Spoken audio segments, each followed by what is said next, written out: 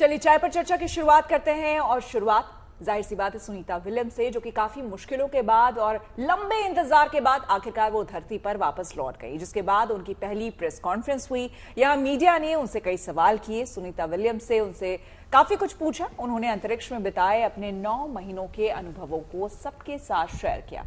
उन्होंने बताया कि इस मिशन ने उन्हें जिंदगी भर का सबक दिया है, नई चुनौतियों से काफी कुछ सीखने के लिए उन्हें मिला।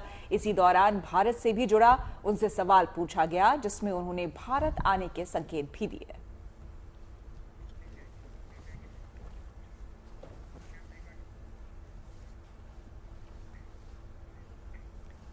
तो देखिए, धरती पर लौटने के बाद सुनीता विलियम्स जब मीडिया से मुखातिब हो रही थी, जब बातचीत हो रही थी, तो अंतरिक्ष में बिताए अपने यादगार अनुभव को उन्होंने सबके साथ शेयर किया। इस दौरान जब सुनीता से एक सवाल किया गया कि स्पेस से भारत दिखता कैसे है, तो सुनीता ने अपने जवाब में भारत की खूबसूरती को बड़े ही सुंदर लफ्जों में बयां किया। भारत जैसे एक अद्भुत देश और अंतरिक्ष से प्रकृति का बेहद ही आकर्षक नजारा उन्होंने न केवल तस्वीरों में कैद किया, बल्कि उस पल को अपनी आंखों से भी देखा। तो सुनिए सुनीता की जुबानी अंतरिक्ष से भारत कैसा दिखता है।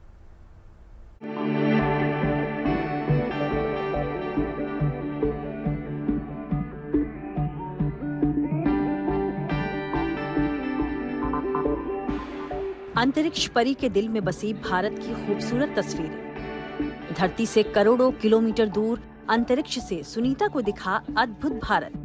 सुनीता विलियम्स ने स्पेस से लौटने के बाद मंगलवार को पहली बार प्रेस कॉन्फ्रेंस की।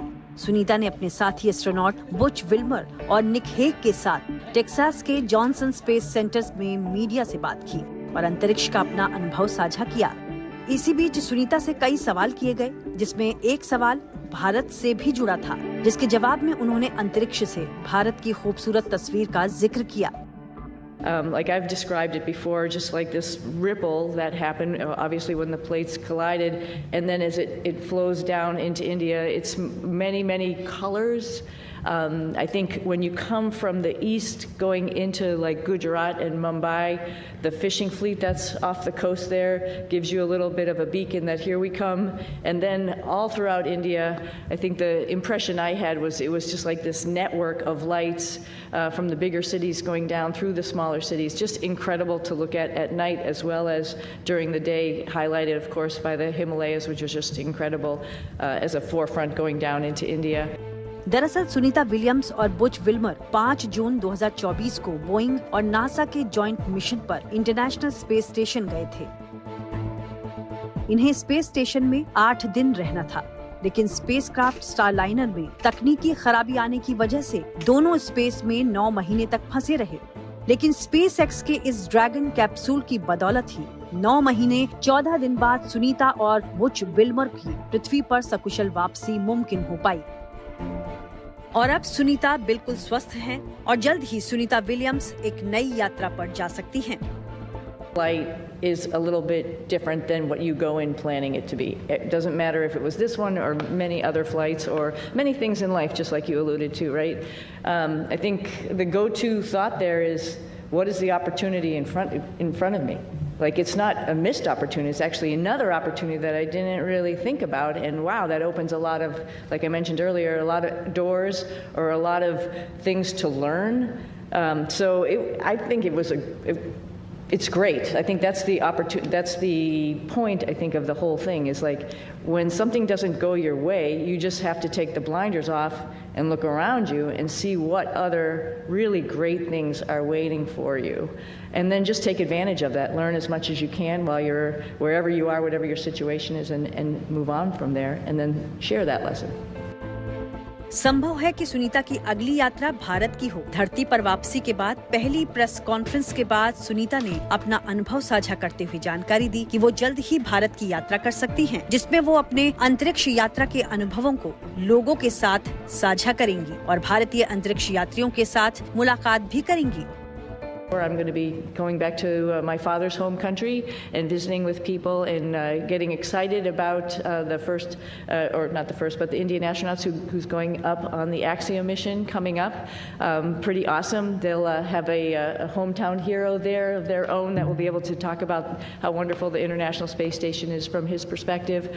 But I hope I can meet up at some point in time and we can share our experiences with as many people in India as possible, because it's a great country, another wonderful democracy that's trying to put its foot in the space countries, and we'd love to be part of that and help them along.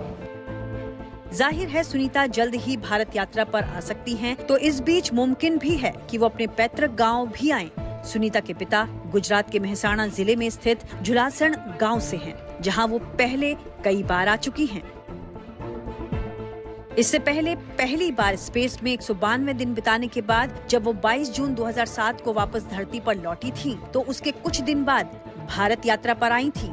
India आकर Sunita Williams अपने पैतृक गांव झुलासण भी गई थी। दूसरी बार space में 127 दिन बिताने के बाद 18 नवंबर 2012 को सुनीता जब धरती पर आई, तो एक बार फिर अपने पैतृक गांव का रुख किया था। ऐसे में संभव है कि स्पेस से तीसरी बार सकुशल वापसी के बाद सुनीता जल्द ही भारत यात्रा पर आ सकती हैं। इसकी एक वजह सुनीता विलियम्स का भारत से जुड़ाव भी है। सुनीता बचपन से ही न सिर्फ बहादुर रही हैं, बल्कि भारतीय सभ्यता, संस्कृति और भारतीय दर्शन के प्रति पूरी तरह समर्पित भी रही हैं। मानवीय संवेदना और रिश्तों के प्रति उनके लगाव के किस्से दिल को छू लेने वाले हैं। Bureau report, good news today. तो अंतरिक्ष का अपना एक्सपीरियंस और साथ ही साथ भारत से लगाव और जुड़ाव की वजह से उम्मीद है कि जल्द ही वो भारत आएंगी और यहाँ पर अपने जो एक्सपीरियंस रहे हैं वो लोगों से साझा करेंगी। आपको बता दें, इस बीच के स्पेस एक्स के फ्रैम 2 मिशन के तहत 4 अंतरिक्ष यात्री एकदम नए रास्ते पर निकले हुए हैं और इस सफर को 3 से 5 दिन के अंदर पूरा करना है। जी, आपको भी बता दें कि स्पेसएक्स के इस नए मिशन को लेकर कोई सरकारी सहायता नहीं ली गई है। ये नई उड़ान कितनी खास है, कितनी जरूरी है, इससे स्पेस रिसर्च को कितनी ऊंची उड़ान मिलेगी, सब कुछ यहां जानिए।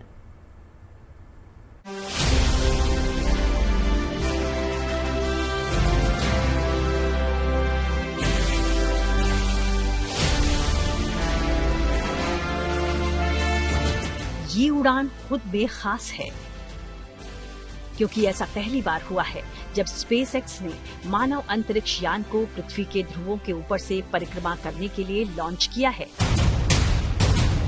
ये लॉन्चिंग नासा के कैनेडी स्पेस सेंटर से हुई है। इस मिशन में क्रू ड्रैगन कैप्सूल को पोलर ऑर्बिट में भेजा गया है, जिसमें 4 नए अंतरिक्ष यात्री सवार हैं। इस मिशन को फ्रेम 2 का नाम दिया गया है। ये मिशन कहने को तो 3 से 5 दिनों के लिए है, लेकिन ये यात्रा बड़े काम की है। मिशन में पहली बार कोई मानव युक्त अंतरिक्ष यान पृथ्वी के उत्तर और दक्षिण ध्रुवों के ऊपर से उड़ान भरेगा। यही नहीं, ये भी पहली दफा ही होगा जब स्पेसएक्स का कोई मानव मिशन फ्लोरिडा की बजाय वेस्ट कोस्ट में उतरेगा। खास बात यह है कि इस मिशन के आखिर में स्प्लैश डाउन के बाद क्रू मेंबर किसी तरह की मेडिकल और मोबिलिटी सहायता नहीं लेंगे। ये मिशन जानने में मदद करेगा कि बगैर किसी बाहरी सहायता के अंतरिक्ष से लौटने के बाद मानव शरीर कैसे ग्रेविटी के हिसाब से ढलता है। नासा के इस मिशन में माल्टा, नॉर्वे और जर्मनी से लोगों को चुना गया है। इस मिशन के दौरान कुल 22 वैज्ञानिक प्रयोग किए जाएंगे, जिनसे भविष्य में अंतरिक्ष में लंबी अवधि के मिशंस की तैयारी में मदद मिलेगी। इस तरह के निजी मिशन से अंतरिक्ष यात्रा की लागत कम हो सकती है और अधिक लोगों के लिए स्पेस में जाना संभव हो सकेगा। इस मिशन में कोई सरकारी सहायता नहीं ली गई। ये स्पेसएक्स की 6ठी निजी अंतरिक्ष यात्रा है। Bureau report, good news today.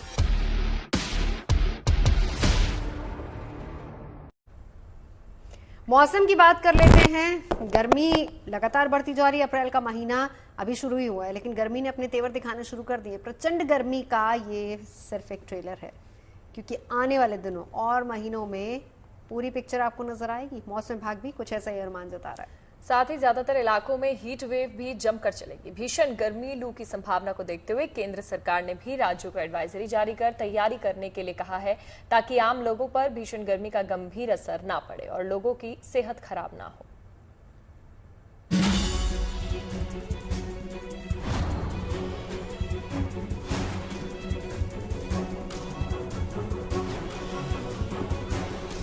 सिर पर छतरी, हाथों में आइसक्रीम, पानी की बोतल।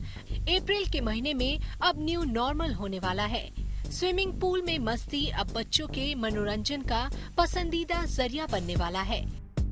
मार्च के महीने में मौसम की आंख मिचौली जारी रही। जाती हुई सर्दी लौट कर आई तो आती हुई गर्मी लौट कर चली गई। लेकिन अब गर्मी अपने तीखे तेवर दिखाने वाली है। पारा चढ़ने लगा है, सूरज की तपिश अब चुभने लगी है। दिल्ली समेत देश के कई इलाकों में गर्मी पसीने छुड़ाने लगी है।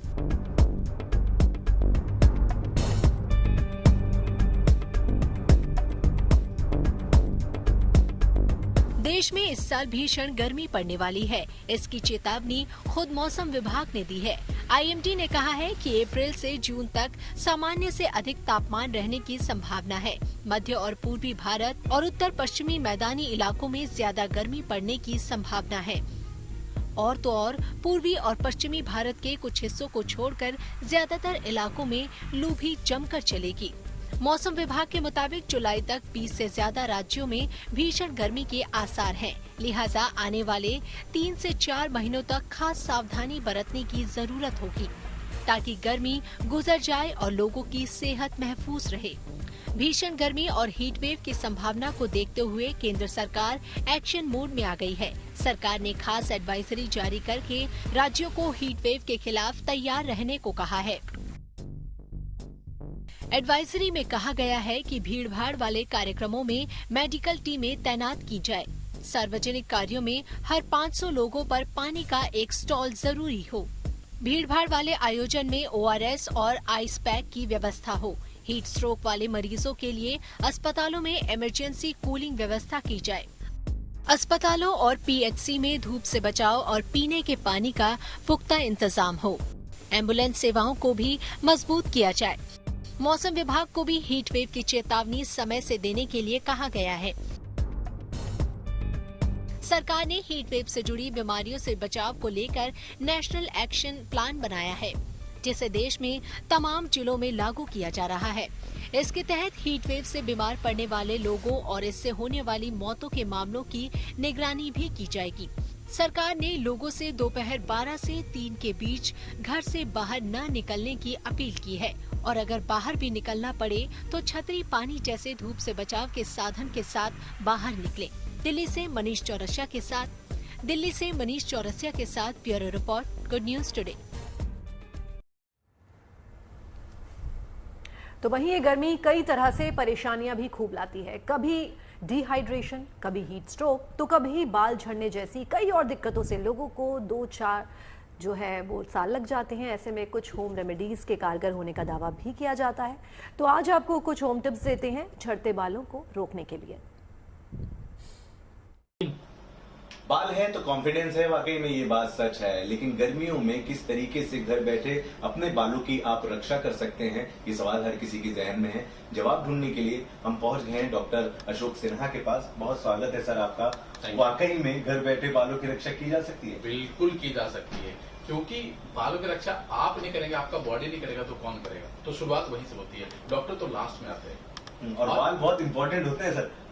बाल है, देखिए एक मैं बताता हूँ, जिसके सर पे बाल है कमाल है, जिसके सर पे बाल है बवाल है। लेकिन जिसके सर पे बाल नहीं है फिर उससे 100 सवाल है। क्यों गिरा, कैसे गिरा, क्या हुआ, राइट? आप खाते हो, नहीं खाते हो, क्या करते हो, अच्छे से करते हो, क्या लाइफ में गड़बड़ी है, स्ट्रेस है, बहुत सारे क्वेश्चन होते हैं, राइट? जैसे आपने पूछा कि समर में भी हेयर लॉस होना शुरू हो जाता है, राइट? क्यों होता है? इसके पीछे बहुत क्या वजह क्या होती है कि गर्मी में बाल क्यों झड़ते हैं?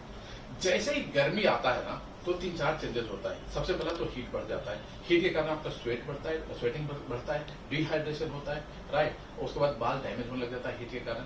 दूसरा जो चेंज होता है, जैसे ही समर आता है तो आपका डाइजेशन, इम्यूनिटी, मेटाबॉलिज्म स्लो हो जाता है। तीसरा, जैसे ही समर आता है आपका बाल टीलोजन फेज में, किसी बाल का 3 फेज होता है, एनाजन, कैटाजन और टीलोजन। एनाजन ग्रोथ फेज होता है एंड जो टीलोजन होता है वो शेडिंग फेज होता है। तो बाल अपने आप समर में शेडिंग फेज की तरफ जाने लग जाते हैं। तीसरा, बहुत लोग स्विमिंग करते हैं, उसके कारण भी क्लोरीन का इफेक्ट होने के कारण हेयर लॉस होता है, राइट? तो ये 3-4 कारण है जिसके कारण समर में हेयर लॉस बढ़ता है। मान लो कि आपका डाइजेशन कमजोर हो रहा है, तो आपको किस तरह की चीजें खानी है, राइट। तो आपको खाना है सिंपल, आसानी से पचने वाला फूड, राइट।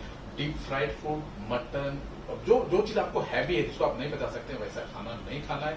पानी ज्यादा पीते रहना है, बालों को धोते रहना है डेली पानी से। एक बार शैम्पू भले आप एक बार 2 बार करिए हफ्ते में, लेकिन आपको पानी से डेली धोना है, राइट। और शैम्पू ऐसा चूज करना है जिसमें कि हाइड्रेटिंग या जिसमें मॉइस्चराइजर ज्यादा हो। तो ये सब अगर आप 4-5 काम करेंगे तो आपके बाल समर में भी बहुत अच्छे रहेंगे। और अगर किसी कारण से हेयर लॉस बढ़ गया है तो 2-3 चीजों का हेल्प सकते हैं। तो एक अच्छा सीरम ले लीजिए, राइट। दूसरा आप एक बढ़िया सा कोई मल्टीवाइटमिन ले लीजिए। और अगर हो सकता है बहुत ज्यादा हेयर लॉस हो रहा है तो अगर आप कहीं जाकर पीआरपी करवा सकते हो तो पीआरपी ले लीजिए। देखिए समर आया, स्वेटिंग होगा। स्वेट क्या करता है? अट्रैक्ट करता है, पोल्यूटेंट, डस्ट सब अट्रैक्ट करता है। वो अगर आपके सर पे रह गया तो वो क्या करेगा? इचिंग करेगा, इन्फ्लेमेशन करेगा, आपका स्काल्प खराब होगा, हेयर लॉस बढ़ेगा।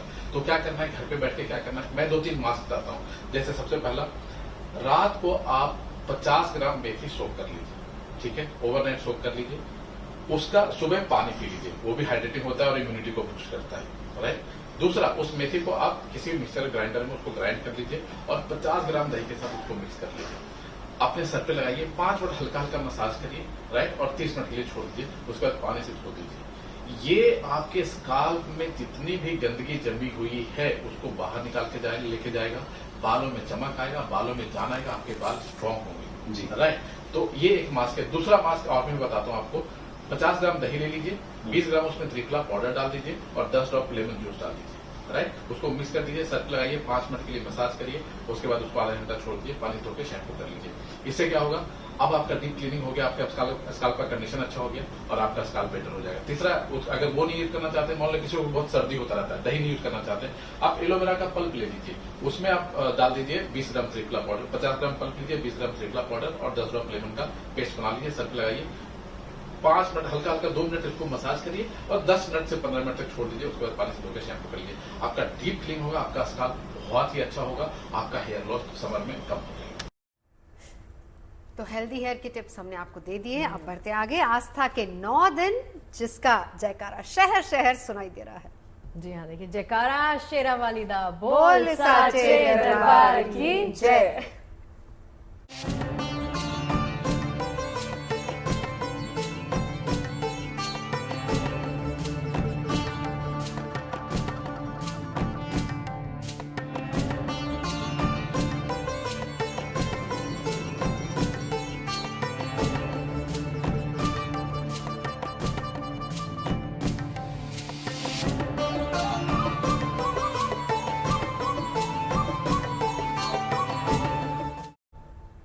देखिए, स्टूडियो में भी जयकारा लग चुका है और देश भर में, जैसा कि हमने आपको बताया कि दुर्गा मंदिरों से लेकर मां के शक्तिपीठों तक भक्तों का मेला लगा हुआ है। तो आज नव दुर्गा के चौथे स्वरूप यानी कि मां कुष्मांडा की पूजा का दिन है। ऐसे में सुबह से ही देश भर के मंदिरों में भक्तों का तांता लगा हुआ है। वैसे नवरात्रे इस बार 8 दिनों की ही है। ऐसे में मां ब्रह्मचारिणी और चंद्रघंटा की पूजा अर्चना नवरात्रि के दूसरे दिन ही की गई है और अब आज मां दुर्गा के चौथे स्वरूप यानी कि मां कुष्मांडा की पूजा उपासना की जा रही है। कहते हैं कि मां कुष्मांडा भक्ति से प्रसन्न होने वाली हैं। जब सृष्टि का अस्तित्व नहीं था तब इन्हीं देवी ने ब्रह्मांड की रचना की थी। मां का यह स्वरूप जितना भव्य है, मां की ममता उतनी ही निराली है।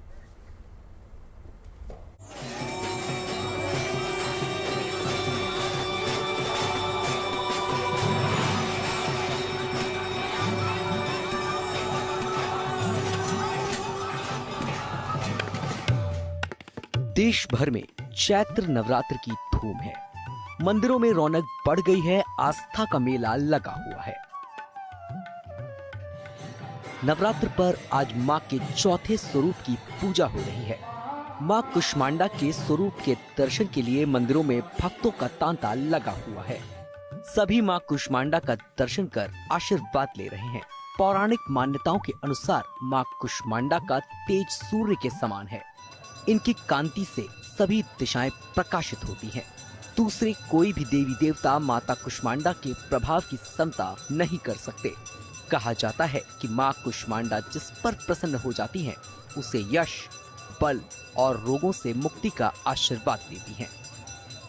मां के चौथे स्वरूप मां कुष्मांडा की आज पूजा अर्चना की जा रही है और दिल्ली के झंडे वाला मंदिर की मैं आपको तस्वीरें दिखा रही हूँ क्योंकि सुबह से किस तरीके से जो भक्तों का सैलाब है वो उमड़ पड़ा है। आप देख सकते हैं कि किस तरीके से माहौल पूरा भक्ति में आपको नजर आएगा और एक बार मां के दर्शन भी करवाने सबसे ज्यादा जरूरी है कि कितनी खूबसूरती के साथ मां के भवन को जो है वो सजाया गया है और मां के अगर प्रिय रंग की बात करें तो वो है लाल रंग। आप देख सकते हैं मां को आभूषण से लेकर जो वस्त्र है वो सब आपको लाल रंग नजर आएगा और साथ ही साथ अगर आप आज के दिन मां को लाल या फिर केसरी रंग अर्पित करें, चाहे फिर वो कोई फल हो या फिर फूल हो, कमल का फूल, गेंदे का फूल, तो मां बेहद प्रसन्न होने वाली है। लेकिन अगर भक्तों की बात की जाए तो सुबह से ही जो है इसी तरीके से भक्तों का जनसैलाब जो है वो यहाँ पे उमड़ा हुआ आपको नजर आएगा कि हर कोई मां कुष्मांडा की आराधना में आपको लीन नजर आएगा। चारों ओर अगर मैं आपको एक बार तस्वीरें दिखाऊं तो आप देखो किस तरीके से भक्तिमय का माहौल जो है वो पूरा बन चुका है। मंदिर की घंटियां और मां के जयकारों के साथ पूरा वातावरण इस वक्त गूंज रहा है। ऐसा माना जाता है कि ब्रह्मांड की सभी वस्तुओं और प्राणियों में मौजूद तेज माता कुष्मांडा की ही छाया है। माता की 8 भुजाएं हैं, इसी वजह से उन्हें अष्टभुजा देवी के नाम से भी पुकारा जाता है। इनके 7 हाथों में कमंडल, धनुष, बाण, कमल पुष्प, अमृत कलश, चक्र और गदा होती है। 8वें हाथ में सभी सिद्धियों को देने वाली जयमाला होती है। माता कुष्मांडा का वाहन सिंह होता है।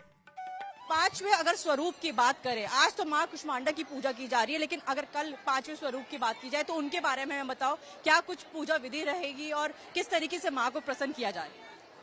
कल माँ स्कंद माता का दिन है और तो कल के दिन माँ को खीर का भोग बना के लगाना अति उत्तम रहेगा और केले का भोग भी लगाया जाता है। माँ स्कंद माता की पूजा करने से जो भी आपके मनोरथ है वे पूर्ण हो जाते हैं। माँ कुष्मांडा को कुष्मांडा के समीप में बैठ के, जैसे हमें पेठा जो मिलता है उस पेठे को कुष्मांडा के रूप में भगवती को अर्पित करें, फिर बाद में उस पेठे का प्रसाद बनाए और वो अष्टमी के दिन या उसी दिन कंजकों में बांट दे तो उससे आपकी जो मनोरथ है वे शीघ्र पूर्ण हो जाती है। माँ कुष्मांडा की उपासना से भक्तों के पूरे परिवार को सुख और समृद्धि का वरदान मिलता है। माँ के आशीर्वाद से सभी संकटों से श्रद्धालुओं की रक्षा होती है। अविवाहित कन्याओं को मन चाहे वर की प्राप्ति होती है और सुहागन स्त्रियों को अखंड सौभाग्य का आशीर्वाद मिलता है। पुराणों में बताया गया है कि छात्रों को माँ कुष्मांडा की पूजा नवरात्रि में जरूर करनी चाहिए। माँ दुर्गा उनकी बुद्धि का विकास करने में सहायक होती हैं। पूरे विधि विधान और आस्था से माँ कुष्मांडा की आराधना करने वाले श्रद्धालुओं को संसार में यश की प्राप्ति भी होती है। मुंबई से धर्मेंद्र और दिल्ली से मनीषा लड्डा के साथ bureau report, good news today.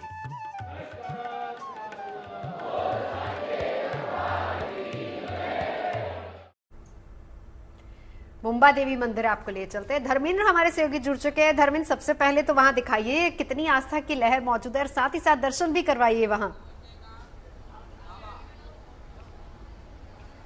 बिल्कुल, मैं मौजूद हूं इस समय मुंबा देवी मंदिर में और लगातार सुबह से ही देवी भक्तों का एक बड़ा सैलाब यहां पर उमड़ पड़ा था। लेकिन अब जैसे जैसे शाम हो रही है, हर किसी को देवी की अर्चना पूजा करने के बाद अपने घर जाना है और फिर फलहार की भी तैयारी करनी है पूजा पाठ करने के बाद, इसलिए थोड़ा सा भीड़ यहाँ पर अभी कम है। लेकिन नवरात्र उत्सव में मुंबा देवी मंदिर का नज़ारा देखने लायक होता है। सबसे सुंदर नज़ारा ये है, खुद मुंबा देवी अब दर्शन दे रही है हमारे लाखों करोड़ों दर्शकों को। देखिए फूल माला हार से कितना बढ़िया श्रृंगार मैया का किया गया है और घंटों कतार में खड़े होने के बाद मंदिर परिसर में स्पेशली मैया के पास जो भक्त हैं वो पहुंचते हैं। लेकिन जैसे ही मैया की तरफ देखते हैं तो उनका पूरा का पूरा जो वो ठीक हो जाते हैं, पूरी तरीके से थकाई मिट जाती है। और 9 दिन का भी बहुत लोग यहाँ पर व्रत रखे होते हैं, लेकिन मैया के परिसर में आके, उनके इस दरबार में आके अलग ही लोगों में एक शक्ति आ जाती है। मुंबा देवी मंदिर बहुत ज़्यादा इसलिए भी प्रसिद्ध है क्योंकि मुंबई के नाम पर मुंबा देवी ये मंदिर की स्थापना की गई थी और पौराणिक कथा है इस मंदिर की भी। कहते हैं कि छोटे छोटे शहरों से मुंबई जब लोग बड़े सपने लेकर आते हैं तो सबसे पहले आकर मुंबा देवी मैया का दर्शन करते हैं और मुंबा देवी मैया जो है सभी की मनोकामना पूरी कर देती हैं। और इसी वजह से मुंबा देवी मंदिर में अच्छा खासा लोग आते हैं। थोड़ा सा बाहर का भी परिसर, बाहर का नज़ारा देखें। शाम हो रही है, लाइटिंग शुरू कर दी गई है, चालू है। हर तरफ जो है लोग फूल माला खरीदते नजर आ रहे हैं। देवी को चढ़ाने वाला जो यहाँ का फेमस प्रसाद है खोआ की मिठाई, वो लोग लेते हैं। बाजार भी जो है रौनक देखी जा रही है। हर कोई बड़ी खुशी से इस तरह से थाली लेता है और मैया तक पहुंचता है अपनी मिन्नतें, अपनी मनोकामना लेकर के। मैया के आसपास समक्ष और भी कुछ मंदिर यहाँ बनाए गए हैं, जिसमें हनुमान जी, शंकर भगवान, बहुत से लोग हैं। कुछ कोशिश करते हैं, एक दो भक्त यहाँ मौजूद हैं, उनसे बात करने के लिए किस तरीके से। जय माता दी, जय माता दी। नवरात्रा चालू है, कृपा करके दर्शन के लिए आ जाइए, कोई दिक्कत नहीं, एकदम बिल्कुल खाली लगा पड़ा है। कहाँ से आए? लोग उल्लासनगर से आते हैं, नवरात्रा में हर साल आते हैं, साल में 2 बार आते हैं नवरात्रा में। कितनी देर खड़े थे आप वैसे? 10 मिनट। अच्छा, मतलब आप दर्शन बढ़िया हो गया। तो आपको पूरी मैया से मनोकामना है कि मैया आपकी बातें मानती है? बिल्कुल पूर्ण करती है हमारी माता जी, ऐसी कोई दिक्कत वाली बात। थोड़ा सा, आप कहाँ से आई हैं? मैं घाटकोपर से आई हूँ। अच्छा, मुंबा देवी मंदिर के बारे में बहुत कुछ जानती है, हमेशा आती रहती हैं, आज पहली बार आती हूँ? हमेशा आती हूँ। कितना स्पेशल होता है नवरात्र उत्सव, ये जो 9 दिन? इसलिए हम लोग आए। अच्छा, मनोकामना मांगी थी आपने मैया? बिल्कुल। हमारे आदमी का जॉब छूट गया था, तो हम बोले कि जॉब मतलब वापिस मिल जाएगा वही जगह पे, तो हम चुंदरी चढ़ाएंगे। वापिस मिल गया, इसलिए चुंदरी चढ़ाने आए। क्या बात है धर्मेंद्र, यानी कि लोगों की बातें सुनकर भी ऐसा लगता है कि वाकई कोई भी मनोकामना हो अगर आप लेकर के जाए तो वो जरूर यहाँ पूरी होगी। बहुत धन्यवाद आपका। और चलिए अब बात करते हैं ऑपरेशन ब्रह्मा की। 28 मार्च को म्यांमार और थाईलैंड में आए विनाशकारी भूकंप के बाद भारत ने म्यांमार को सहायता प्रदान करने के लिए ऑपरेशन ब्रह्मा शुरू किया, जिसके तहत आर्मी, नेवी, एयरफोर्स, एनडीआरएफ की टीमें भूकंप प्रभावितों की मदद में लगातार जुटी हुई हैं। और अब तक नौसेना जहाजों और एयरफोर्स के मालवाहक विमानों से सैकड़ों टन राहत सामग्री और दवाई पहुंचाई जा चुकी है।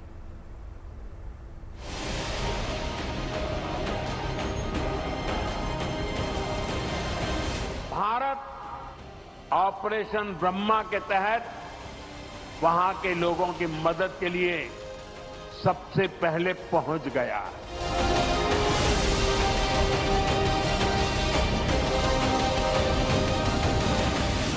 पड़ोसी देश म्यांमार में भूकंप से हुई भारी तबाही के 5 दिन बीत चुके हैं और अभी भी युद्ध स्तर पर राहत और बचाव अभियान चलाया जा रहा है, जिसमें म्यांमार की सेना और सरकारी एजेंसियों के अलावा कई देशों की राहत और बचाव टीमें रेस्क्यू ऑपरेशन में जुटी हुई हैं।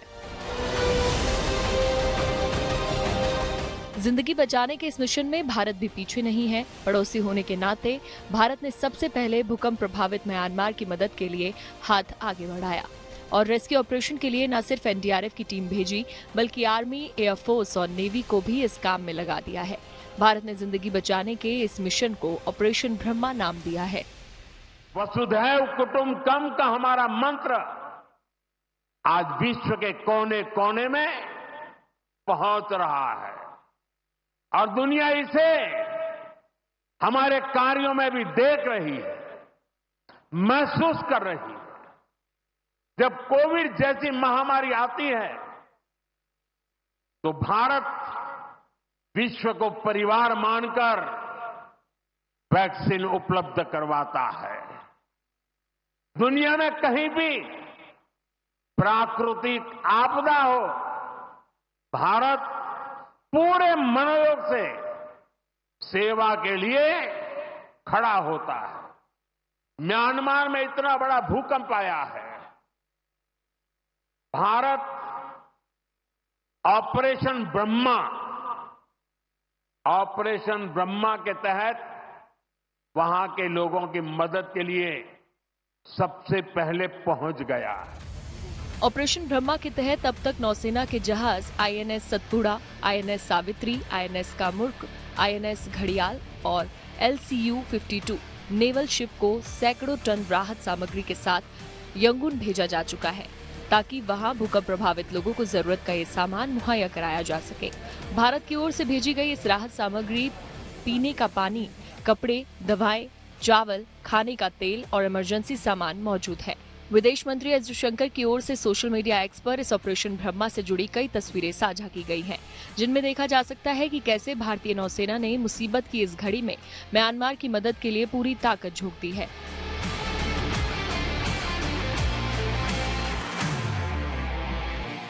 भारतीय नौसेना की 5 से ज्यादा शिप्स म्यांमार पहुंच चुकी हैं और राहत सामग्री लगातार म्यांमार को पहुंचाई जा रही है। इसके अलावा भारतीय सेना, भारतीय वायुसेना और भारतीय नौसेना अपने अलग अलग असेट्स को स्टैंड बाय पर रखकर इंतजार कर रही है कि जैसे ही कुछ और मदद की जरूरत हो वो तुरंत अपने एसेट्स को एक्टिवेट करे। यानी ऑपरेशन ब्रह्मा के तहत भारत लगातार म्यांमार की मदद कर रहा है। नौसेना ही नहीं बल्कि एयरफोर्स के C-17 ग्लोबल मास्टर विमान के जरिए भी बिना वक्त गवाए आगरा से भारतीय सेना के पैरा ब्रिगेड के फील्ड अस्पताल को म्यांमार में तैनात किया गया। टीम के साथ 60 बेड का अस्पताल, एक्सरे और जांच मशीनें शामिल हैं। इस टीम ने मंडाले में एक अस्थायी अस्पताल तैयार कर वहां घायलों का इलाज भी शुरू कर दिया है। बड़ी बात यह है कि इस अस्थायी अस्पताल में ऑपरेशन की सुविधा भी मौजूद है। ऑपरेशन ब्रह्मा के तहत भारत लगातार म्यांमार को राहत सामग्री भेज रहा है। भारतीय सेना के 200 अधिकारी और जवान इस पूरे म्यांमार ऑपरेशन में जुटे हुए हैं, जहां पर न सिर्फ एक फील्ड हॉस्पिटल बनाया गया है, इसके अलावा एनडीआरएफ के 80 पर्सनल्स के साथ मिलकर भारतीय सेना भी राहत और बचाव कार्य में जुटी हुई है। भारतीय वायुसेना के अब तक 6 विमान म्यांमार पहुंच चुके हैं और अलग अलग विमानों में अलग अलग राहत सामग्री ले जाई गई, जिनमें से 4 C-130J और 2 ग्लोब मास्टर्स यहां पर पहुंचा दिए गए हैं और जरूरत पड़ने पर और एयर एसेट्स को भी स्टैंड बाय पर रखा गया है। भारतीय सेना के साथ साथ इस वक्त एनडीआरएफ के जवानों ने भी ओलाथीन मठ में ऑपरेशन ब्रह्मा के तहत बचाव अभियान शुरू कर दिया है, जहां करीब 170 भिक्षु फंसे हुए बताए जा रहे हैं। ये टीम अपने साथ मलबे को काटने वाले हाईटेक उपकरणों और डॉग स्क्वाड के साथ मलबे में दबे लोगों को बचाने में जुटी हुई है। इस रेस्क्यू मिशन में कई तरह की चुनौतियां भी पेश आ रही हैं। बावजूद इसके एनडीआरएफ के जवान पूरी ताकत में जुटे हुए हैं। ये पहला मौका नहीं है जब भारत ऐसा कर रहा है। इससे पहले तुर्की में जब एक भूकंप आया तब भारत ने मदद की और तब भी एनडीआरएफ के जवानों ने राहत और बचाव कार्य में हिस्सा लिया था। मीडिया रिपोर्ट्स के अनुसार म्यांमार में भूकंप से हुई इस तबाही में अब तक 1700 से ज्यादा लोग मारे जा चुके हैं। करीब 3000 से ज्यादा लोग घायल हैं और सैकड़ों लोग लापता बताए जा रहे हैं, जिनकी तलाश के लिए रेस्क्यू टीमें हर संभव प्रयास कर रही हैं। इस बीच संयुक्त राष्ट्र ने भी रिलीफ प्रोग्राम शुरू करने के लिए म्यांमार को 43 करोड़ रुपए की सहायता दी है। दिल्ली से शिवानी शर्मा के साथ bureau report, good news today. चलिए बात करते हैं क्रिकेटर विराट कोहली की। अभी फनगली नहीं जा रहे हैं, अभी हम कहीं और जा रहे हैं, शगुफ्ता ले जा रही है। कहाँ है विराट आजकल? ये ऐसी जगह पर हैं जहाँ से आप इनको कम ही देख पाएंगी, क्योंकि अगर देख पाएंगे तो आप पहचान नहीं पाएंगे कि विराट है या विराट नहीं है। Oh, this is the confusion about the story. तो सीधा आपको दिखा देते हैं, आपको समझ में आ जाएगा कि हम इतना भूमिका आखिर बांध क्यों रहे हैं।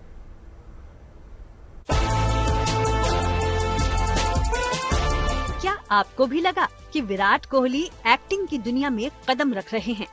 क्या टीवी एड में काम करने के बाद किंग कोहली टीवी और फिल्मी दुनिया में एंट्री लेने जा रहे हैं? दरअसल ऐसा हम इसलिए कह रहे हैं क्योंकि सोशल मीडिया पर तो यही कुछ बातें, यही कुछ गॉसिप्स इन दिनों खूब हो रही हैं। मगर ये सच्चाई नहीं है। वायरल हो रही ये तस्वीर दरअसल विराट कोहली की नहीं, बल्कि एक टर्किश एक्टर कैविट सेतिनगनर की है, जो हूबहू विराट कोहली जैसे ही लगते हैं। वही चेहरा, वही आंखें, वही पर्सनालिटी। दोनों की तस्वीरों को अगर साथ साथ रखकर देखा जा रहा है तो दोनों के चेहरों की समानता देख सोशल मीडिया ही नहीं बल्कि खुद विराट कोहली भी हैरान हो गए होंगे। सिर पर ब्लैक रंग की कैप, ब्लैक कॉस्ट्यूम, हाथ में धनुष पकड़े इस वायरल तस्वीर ने सोशल मीडिया हिला डाला है। गौर से अगर आप टर्किश एक्टर की ये तस्वीर देखेंगे तो भला ये एक्टर किस एंगल से विराट कोहली नहीं लग रहा। तभी तो वायरल तस्वीर देख धोखा खाए फैंस के बीच तो ये कयास तक लगाए जाने लगे कि क्या किंग कोहली ने टीवी पर डेब्यू कर लिया है।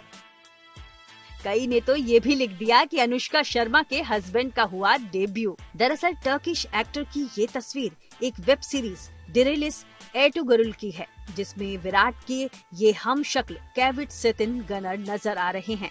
भले ही उनका इस वेब सीरीज में लीड रोल नहीं था, लेकिन इस एडवेंचर ड्रामा में उनका किरदार भी काफी अहम रहा है। कैविट इस्तांबुल में 21 फरवरी 1986 को पैदा हुए, जो एक पॉपुलर एक्टर होने के साथ साथ एक प्रोड्यूसर भी हैं। उनकी डिरेलिस एटुग्रुल सीरीज साल 2014 में शुरू हुई और साल 2019 तक चली। इस वेब सीरीज के 5 सीजन आए और इसे दुनिया भर में खूब पसंद भी किया गया। इसके अलावा केविट के 2019 में आए लॉन्ग टाइम अगो और 2020 में आए अरीजा भी फेमस शो रहे हैं। फिलहाल तो इंडियन प्रीमियर लीग 2025 जारी है और इस बीच विराट कोहली के इस हमशक्ल ने सोशल मीडिया पर तहलका मचा दिया है। हालांकि दुनिया में कई दफा कोई अनजान सा चेहरा आपके किसी करीबी या अपने का अक्स लिए नजर आ ही जाता है। ऐसे में किंग कोहली के हमशक्ल टर्किश एक्टर केविट सेटिन को देख कोई भी एक बारगी धोखा जरूर खा रहा है। Bureau report, good news today. वैसे तो सीधा सीधा लेने के लिए बोला, लेकिन अप्रैल फूल बनाया तो उनको गुस्सा आया। आज तारीख क्या है? आज है 1 अप्रैल। क्यों कहा सा गीतिका? क्योंकि चाय है, चर्चा है और अप्रैल फूल भी है। तो चलिए कहानी क्या है वो भी दिखा देते हैं।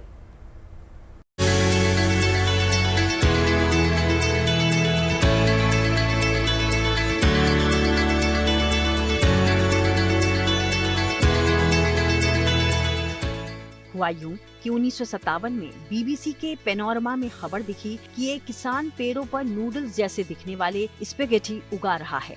ये खबर आग की तरह फैली। खबर टीवी पर इतनी गंभीरता से दिखाई गई कि लोगों को भरोसा हो गया कि स्पेगेटी के पेड़ भी होते हैं। आखिरकार जब लोगों को पता चला कि उन्हें अप्रैल के पहले दिन मूर्ख बनाया गया है तो सब ने सिर पटक लिया। कुछ ऐसा ही मजाक 2013 में गूगल ने भी किया। लोगों से कहा गया कि कंपनी ने नोज फीचर लॉन्च किया है जिससे लोग स्क्रीन पर किसी भी चीज को सूंघ सकते हैं। लोगों ने इसे सच मानकर कंप्यूटर स्क्रीन पर हर चीज को स्क्रीन पर सूंघना शुरू कर दिया। इसी से मिलता जुलता एक किस्सा और है। कुछ साल पहले अमेरिका के रेडियो पर खबर चली कि स्टारबक्स ब्रोकली कॉफी लॉन्च कर दी गई है। जब लोग इस कॉफी का स्वाद चखने पहुंचे तो पता चला कि उन्हें 1 अप्रैल फूल बनाया गया है। ये वो किस्से हैं जो अप्रैल फूल की पुरानी किताबों में दर्ज हैं।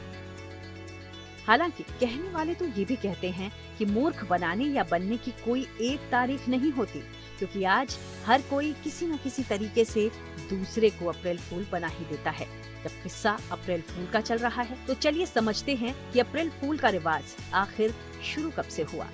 कुछ इतिहासकारों का मानना है कि अप्रैल फूल की शुरुआत साल 1582 में हुई, जब फ्रांस में जूलियन कैलेंडर की जगह ग्रेगोरियन कैलेंडर अपनाया गया।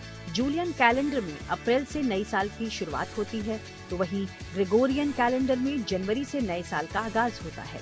अचानक से हुई इस बदलाव की वजह से तब लोग खूब हंसी मजाक करते रहे। कुछ इतिहासकारों का ये भी मानना है कि ब्रिटेन में अप्रैल फूल का दस्तूर 18वीं सदी में शुरू हुआ। स्कॉटलैंड में 2 दिन अप्रैल फूल मनाए जाने लगा। वक्त के साथ ये चलन जोर पकड़ता चला गया। हद तो तब हो गई जब 60 के दशक में एक नामचीन ब्रॉडकास्ट कंपनी ने ये खबर प्रसारित कर अप्रैल फूल मनाया कि किसानों ने नूडल्स की खेती की है, और काफी लोगों ने तो इस फर्जी खबर पर यकीन भी किया। बहरहाल ये परंपरा कब शुरू हुई ये जरूरी नहीं, जरूरी ये है कि हंसने हंसाने का ये मौका आप भी हाथ से जाने ना दें। बस ख्याल इतना रखें कि इस मजाक से किसी का अहित न हो, कोई आहत न हो। Bureau report, good news today.